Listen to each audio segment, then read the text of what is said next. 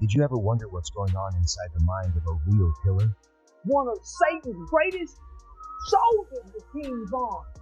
That's why he can tell the story so well about the people he killed. Some people need to be gone, bro. You know what I'm talking about, in order for shit to get better. But I was happy as hell when I found out Von was dead. They got cooked for the whole day. Do you think King Von was a serial killer? I mean, yeah. You know, it's like he was smacking shit. Everybody knows it. It's not a fucking secret. How are you rich and you're robbing people? You robbing producers. You robbing rappers. You got money. Was it ever a money thing for you? Like, no, it was just fun. Really, like King Von. Yeah. He was a serial killer. And our children love him. They praise him. They worship him. They idolize him. And he even got a mural on the wall. different. Like shit happened to Von. Ain't nothing happening to Von. I'd have been shot twice. A lot of our guys have been shot. Everybody, shit happened to Von. Von was a thorough guy. King Von, born Davon Bennett, was more than just a rapper. He was a street legend in Chicago, a product of a harsh world shaped by gang violence, loyalty, and revenge. His music wasn't just entertainment, it was a raw reflection of his reality, telling the grim tales of a life scarred by bloodshed. By the time he gained fame, the name King Von had already echoed through the streets, commanding both fear and respect. But behind the fame was a young man deeply affected by loss, especially the deaths of those closest to him. One of the most significant turning points came in 2011 with the death of his close friend Perry White, allegedly at the hands of a notorious female shooter from a rival gang, Kai. Von, just 16 at the time, was crushed.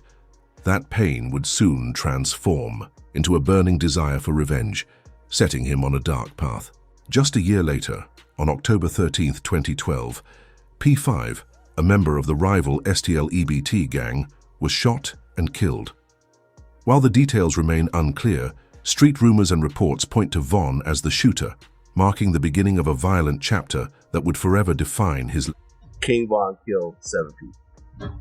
King Dot, Dirty Rel, Modell, P5, Lil James, Malcolm Stuckey, and he feels KI. At just 17 years old, King Von was already building a deadly reputation on the streets of Chicago.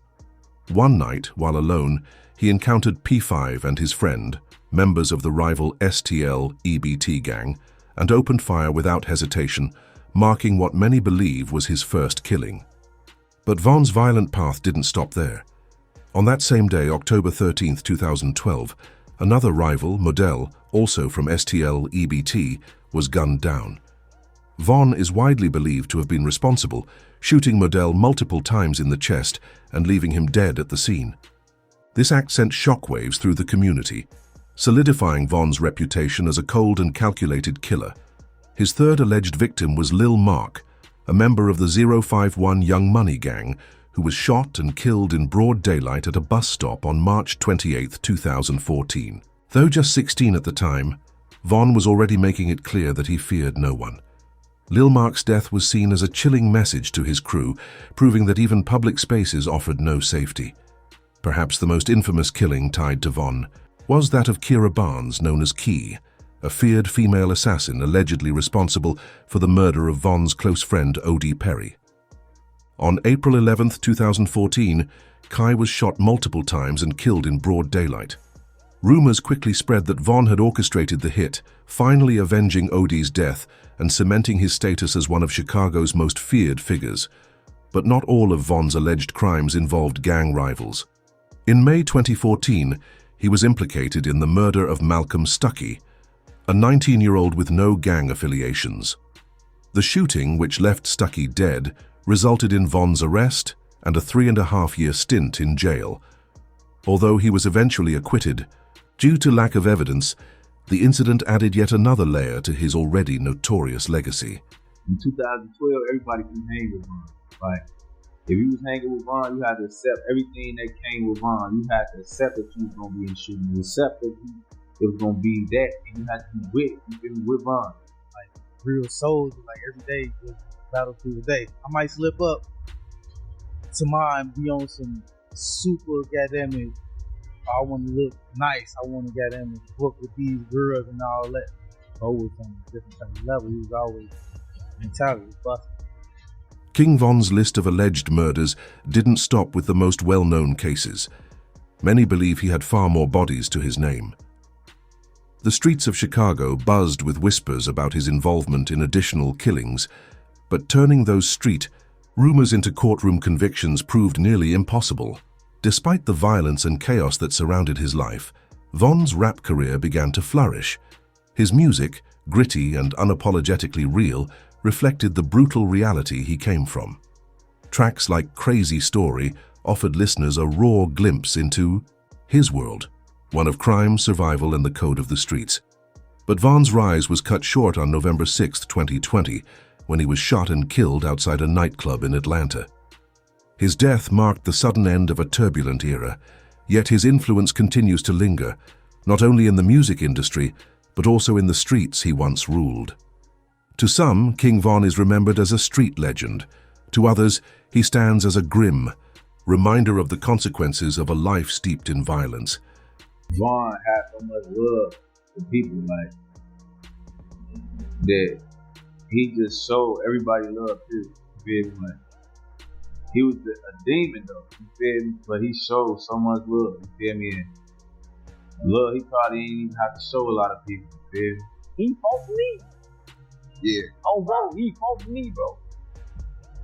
He fought for me. I Like got what? into it Somebody with it. was trying to fuck with you or what? Man, no, I got into it with it on Funnel Red. No, I'm finna fight for you, bro. It hit me hard, man. I remember I was cooking. You know what I mean? I was cooking breakfast. I was making breakfast for me. And my brother just walked in. He had walked in my house. And he said it. He didn't say it in an exciting way, but he said it in a way of like, I thought you already know this. He was like, you know King Von died? I said, what, bro? He said, you know he died? They said he died last night. He got shot or something like that. And it's in the middle of me cooking, bro. I look at my phone and I see the shit.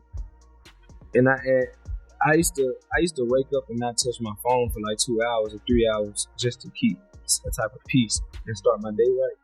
So when I looked at it, it just hit me crazy. And I remember, boy, I dropped down to the floor. I started crying. And when they say your boyfriend can't come to the party, will he come to the party anyway? Basically, he gonna send out Stats party. I'm gonna keep it buck, bro. I ain't even know who he was when I first met him. He came in there, he like, what's up, Ace? We had a show after the dirt. He came in like, what up, Ace? I just walked right past him. You know me, I don't really just walk right past. And my brothers, they like, hey, buddy, that boy right there. I was like, who that? They said, he's from dirt. I'm like, yeah, my brother like, yeah. I'm like, oh, yeah. I took like a boy, I'm like, what's up, bro? I chop it up with his ass. Shit, like, family, you chop it up, blah, blah, blah. You know how he be, bro. So shit, boom, I go back to the dirt. I'm chilling on dirt. Corner and shit like that. We chilling and shit like that. We do the show, that bitch swinging, but we all pop back on stage and shit. That bitch fun. Shit like that. Then that's my favorite show, for real. But boom.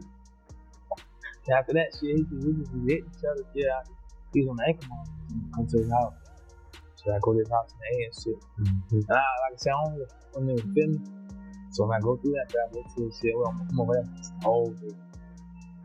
That's like we just kept like, you feel me? Together, both our careers shot off. So we basically changed our whole career. We came up together. I learned a lot from him. A whole lot. Yeah. Our bond tight as hell. He helped me buy my first career. Word? Yeah, he had for my first house. He tried to pay to get my grill done. I told him, no, let me do something for myself for the first time. He kept cussing, y'all don't owe me. Give you the money, go get your teeth done. You know me, I'm from the trenches. I don't give a fuck about no teeth. Leave me alone. I'm getting money. He was teaching me how to be a man, though, like cologne, button your shirt up, belt, like that on stage, bro. King Von, that was my brother, bro. Like King Von, like he was like a brother. he was the realest person I had in the industry, right? As far as industry-wise. He used to be on house arrest, and I used to hit him, bro. I was coming to him like, when I used to get to Atlanta, yo, I need some pipes. I need some sticks out here, whatever. I'm coming to him, to his house. I'm pulling up. He used to have Asian in there, a few homeboys. They'd give me what I need. We'd kick it, chill, play 2K, whatever, to make him feel good while he was on house arrest, because he never liked being on house arrest. He hated this shit. Like, he really hated it. So I made sure, like, whenever I hit him, he was never like, all right, get what I'm getting and leave. I actually kicked it with bro and spent time with bro. Because I ain't never met nobody like him. It was like genuine, like super genuine. Like, if Von tell you he gonna do something, he gonna do it. You feel me? Like, young man. King Von's story is a tragic reflection of the harsh realities of life on Chicago's South Side. A young man consumed by the violence of his environment, ultimately paying the highest price. His rise from the streets to stardom was driven by a relentless cycle of revenge, one that claimed not only countless lives around him, but also his own. While his music continues to resonate with fans, painting vivid portraits of his life and struggles, it also serves as a haunting reminder of the bloodshed and loss that defined this brutal chapter in Chicago's history.